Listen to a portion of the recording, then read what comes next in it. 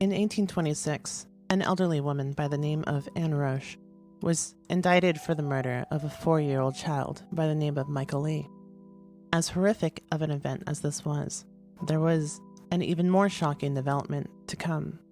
In defense, Anne Roche had claimed that the child was not able to speak or walk, and he was being afflicted by a fairy. The grandmother of the child had ordered Anne Roche, with the assistance of a woman named Mary Clifford, to bathe the child each morning in the pool of the River Flesk. The defendant, Anne Roche, had claimed that she had held the child underwater longer than she previously had. She accepted no blame upon herself and felt that the responsibility was the grandmother's, and all she simply had been trying to do was drive the fairy away. As bizarre of a case as this was, and as bizarre of an event and a defense as this was, I feel that the most head-turning thing is that the defendant, Anne Roche, was found not guilty.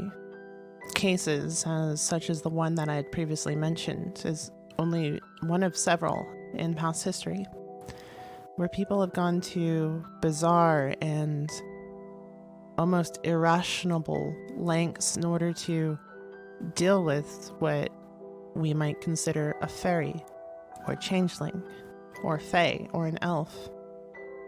A sense of superstition and hysteria over something that may not have actually been a real problem.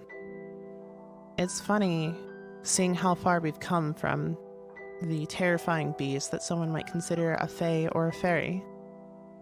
A lot of people nowadays think about Walt Disney, Peter Pan, and many other more adorable senses of the word.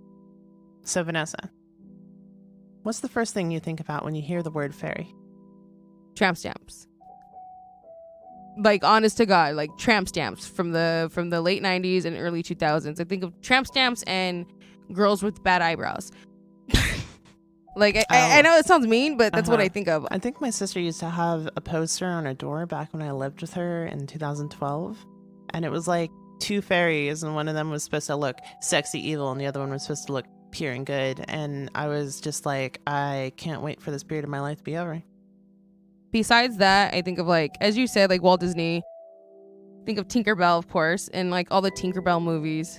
I guess I would say, like, I would think of the childlike wonder and mischievousness and rambunctiousness that comes with fairies, right? And just that lightheartedness. And then I also think of hypersexualized women, because you see that a lot. I mean, even Tinkerbell is hypersexualized. Mm-hmm. And then, like, the only other example I can think of off the top of my head is Sookie Stackhouse from True Blood. And she's a fairy as well. And she's, like, super hypersexualized throughout the series. I mean, like, every episode, she's naked. And which is funny because Tinkerbell depicts a pixie. She is, like, the whole idea of what a pixie is. And they're more childlike. However, she is hypersexualized with her little dress, according to a lot of people. And so is Sookie. And Sookie, with the hyper sex drive, is the classic model of the nymph. And that whole story, if you like read the books, I've never read the books. I watched up until, like, I think season 3.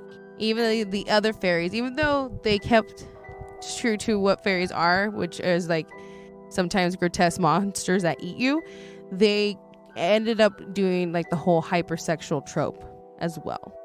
That's what we see in nymphs. You know, when you hear nymphs, a lot of people will hear like nymphomania, which now we know as hypersexuality.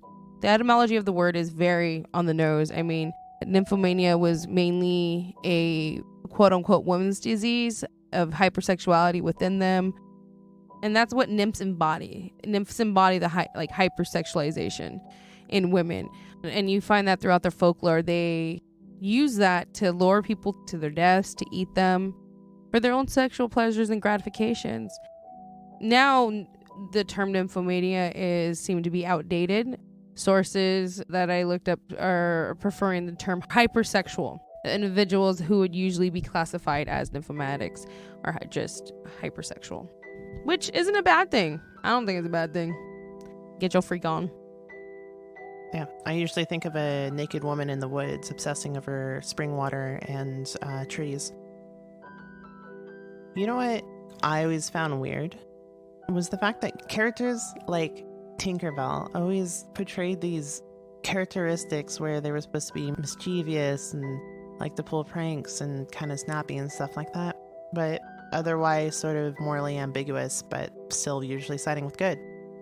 But a lot of those earlier qualities I mentioned always seem to apply with how pixies were portrayed. At least me being, I'm a huge D&D nerd, and V knows this.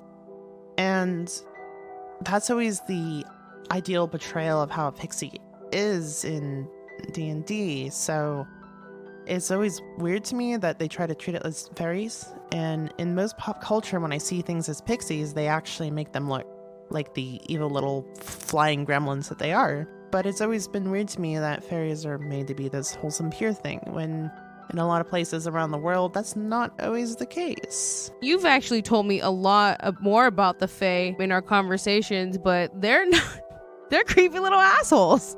Yeah, they demand tribute, and if you don't give them their tribute, they will have their revenge. In a lot of different world cultures, there's a lot of different interpretations of the lore. But fae or fairies or pixies or whatever version of the same stories there are in many places in the world, they are a power that can provide a lot of good to you, but at the same time, it can take that away very easily and punish you. I recall hearing stories about fairies that are in Iceland, and they live in fairy mounds. I'm not recalling at the moment what the Icelandic ones are called, but essentially there's these mounds over there, and they're seen to be as where the fairies live, and you have to bring them payment or bring them some sort of tribute, showing to them that you are respecting and honoring them. And in turn, sometimes it'll be good luck, sometimes good fortune. There's several different cultures out there where they'll help you with your farming or housekeeping or whatever needs to be done. But if you forget to do this, or you do something that insults the fairies, they will turn around and, in this certain Icelandic cultured one, I recall hearing a story about someone who had moved to America with his family after living in Iceland for most of his life as a kid. And when he went back to visit, his parents told him to bring offerings to the fairy mound. And when he forgot that night, despite the fact that it was overcast, despite the fact that it was cold in winter, he woke up in bed covered in blisters and sunburns because potentially he forgot to pay his respects. In that aspect, you can kind of think of fairies as like this sort of dark mob figure where they're just like, you paying for protection? I think it's quite fitting, personally. I believe the Icelandic cultured one referred to commonly as the hidden people. I know that in other cultures, such as Ireland, there was always topic about changelings.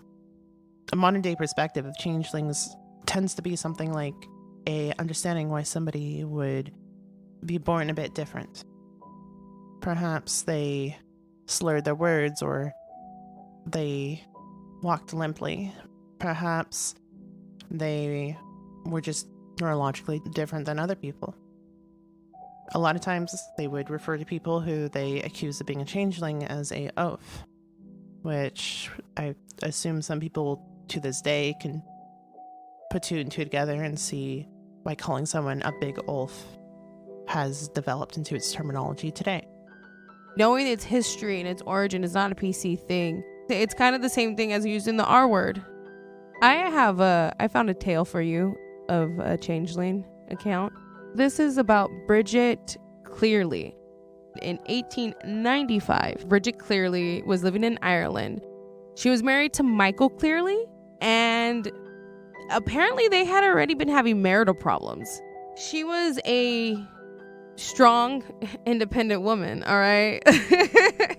In layman terms, Bridget was getting the bag. She had her own business. It's 1895, and she's a woman who already had a business prior going into her marriage. I believe she was making wedding dresses. I'm pretty sure it had something to do with textiles. She had bronchitis and she went quote unquote missing for a few days while she was dealing with bronchitis. And she came back because she was sick and dealing with her sickness. And I don't know what was going through Michael's head, but Michael decided to convince everybody around him and Bridget that she was a changeling. He also convinced his buddies, Patrick Boland, Mary Kennedy, James Kennedy, and Patrick Kennedy, to torture and kill Bridget. They did go on trial for her murder. It was pretty brutal what they did to her. They urinated on her. They beat her. Then Michael pretty much kicked her into the fire pit, their fireplace, and watched her burn. And he got acquitted. He did go to trial, but he ended up getting acquitted. And it's a tragic story. Oh gosh. During a lot of my research, I have found countless amount of tales, some of them based in reality, some of them are very loose as to who said what and when it was said, but a lot of tales nonetheless of people accusing someone of being a changeling. I feel like in the case with Bridget and Michael just couldn't handle the fact that Bridget wasn't the woman that he fell in love with, because that was constantly what he said. Like, he waited in the forest for the fairies to bring her back because he seemed to be thoroughly convinced that that wasn't his wife. But as I stated earlier, they were having marital problems. Now, some people can't really wrap their heads around the fact that people change throughout the years. You know, sometimes that means they fall out of love with you. This and many other cases, highly superstitious, sometimes highly violent, were not extremely uncommon, especially back in the 1800s and earlier. I think at this point we should clarify a bit as to what a changeling is, since we've spoken about them so much, and why people were so terrified that a family member might be a changeling. Well, a changeling, to put it quite simply, for those of you who don't know, is believed to be someone who a fairy or fae had decided that they wanted to switch places with. There's a lot of different interpretations to how it's done, but commonly a fairy would come down, take a child, usually a very young child, switch places with it, and the fairy would lay in its place. There were usually notations as to how to tell someone was a changeling: big eyes, big ears. Things that a lot of people might say about their young kids, so mind you, it was sort of nothing with very good leverage on it. And that's a huge thing when it comes to changelings, is all in all, when you look at the lore and look at a lot of these events, a changeling helps people understand. It helps explain to people why somebody that they care about has suddenly changed. Why is my baby, who was just born and was perfectly healthy a week ago, suddenly unable to speak, unable to walk? Why are things not coming out the way I expected to? Why is my elderly uncle suddenly angry all the time and unable to speak? It helps explain things like dementia, Alzheimer's. Sometimes it helps explain neurodiversity in children. When you think of it through a modern lens, it's quite sad to see many people who honestly were just themselves, their pure, unadulterated selves, just living and changing the way that people do, and being harshly punished by a society around them. For other people, it could have very much been a way to help them understand why some women change when they get older, going through menopause, going through different just waves of life. And unfortunately, at times it got violent. And unfortunately, at times it got drastic.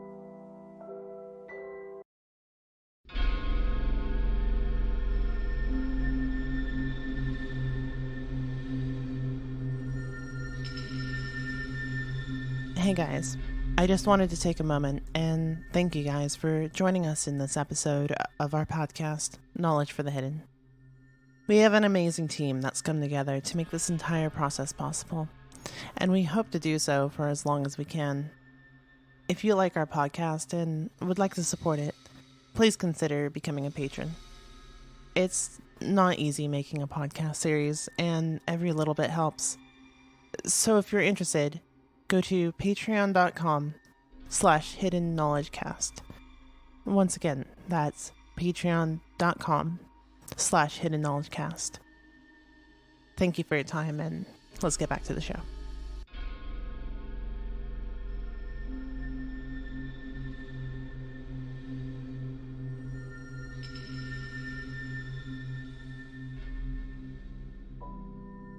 So far, we've talked about pixies, we've talked about changelings.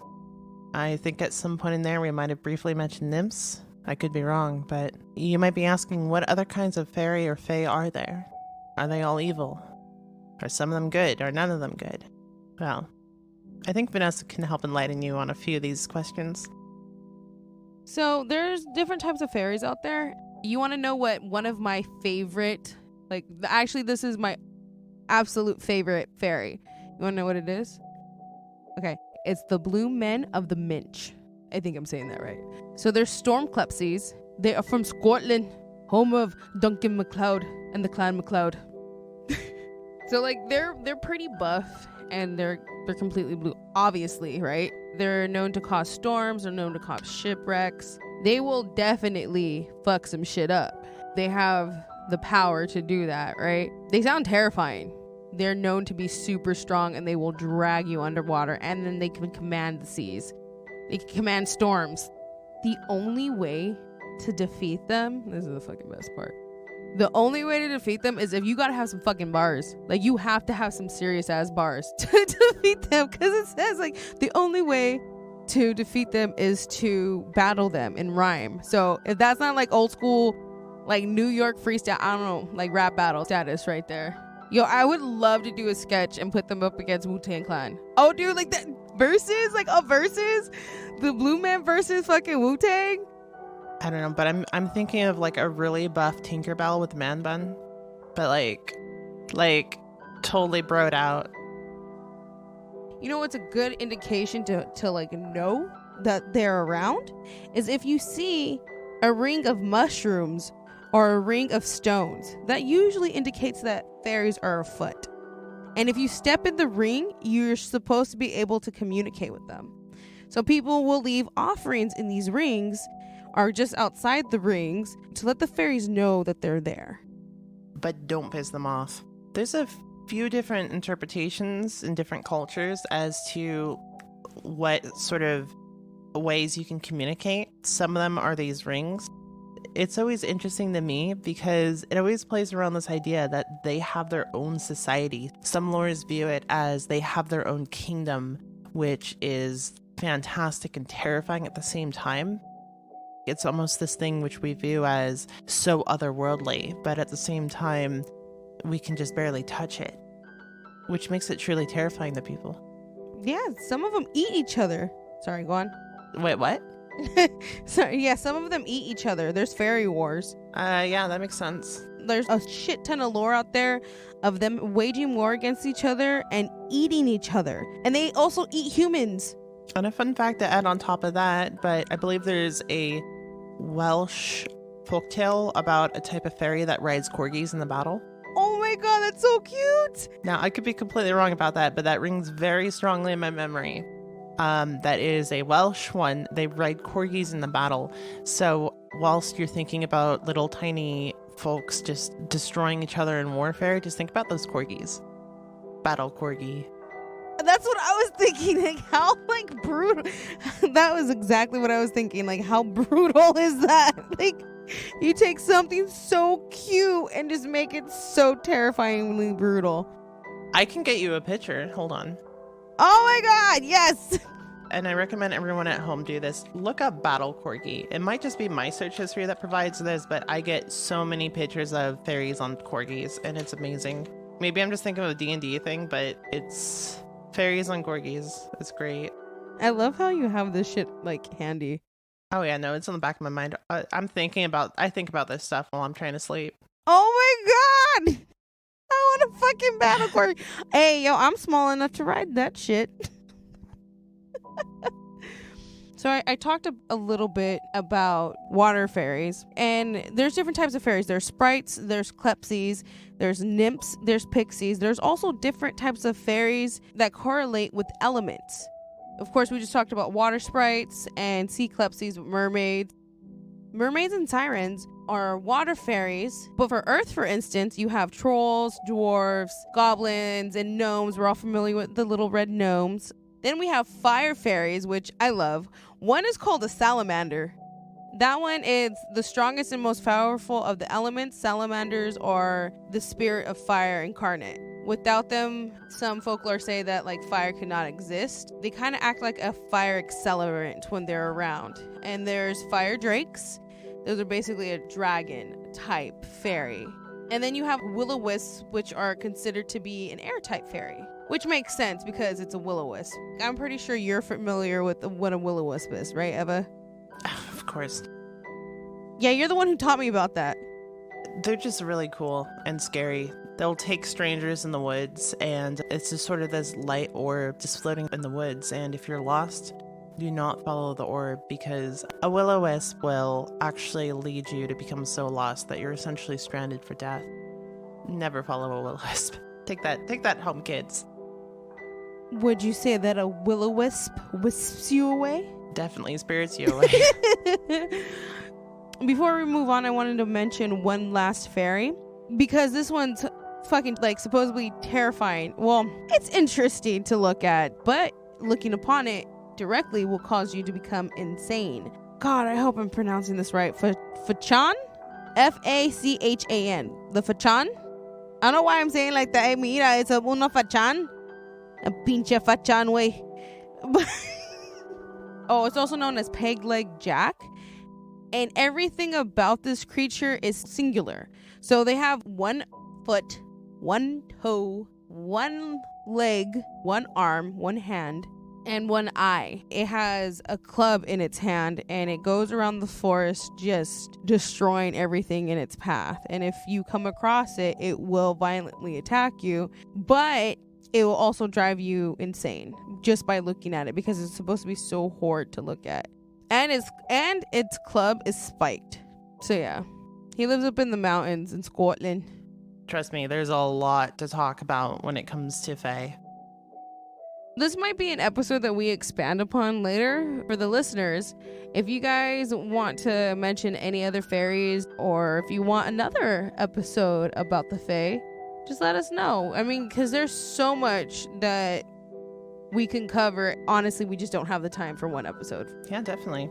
If anyone has any suggestions, or you ever just want to stop by and say hi, feel free to just drop us a comment, pester us on our website, and we'll look forward to that.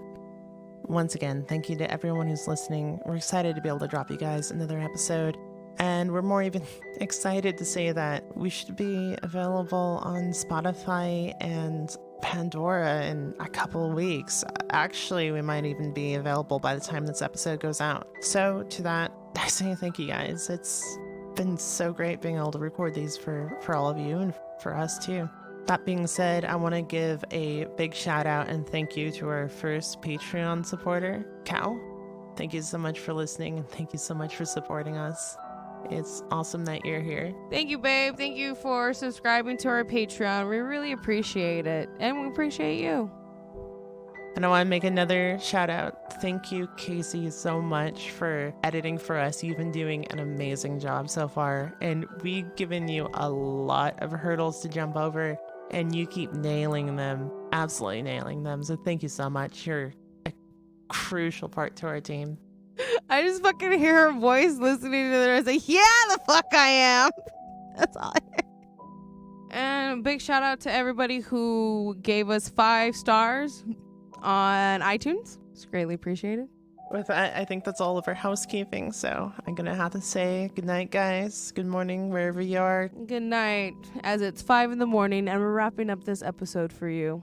Have a good one. We'll see you next time.